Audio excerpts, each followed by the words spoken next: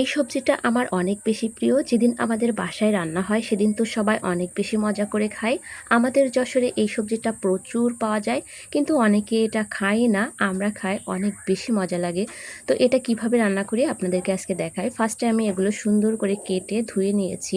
দেখেন এমনভাবে কেটেছি। এখন আমি ভালোভাবে ব্লেন্ড করে নিচ্ছি। এর সঙ্গে দিয়েছি মশলা, আদা, রসুন, পেঁয়াজ, যাবতীয় যে মশলাগুলো রান্নার কাজে লাগে প্রতিদিন সেই মশলাগুলো দিয়েছি।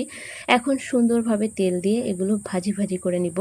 এইভাবে ভর্তা করে খেলে কিন্তু অসম্ভব মজা লাগে। আপনারা যদি কখনো ট্রাই করেন তাহলে বুঝতে পারবেন যে কি যে মজা।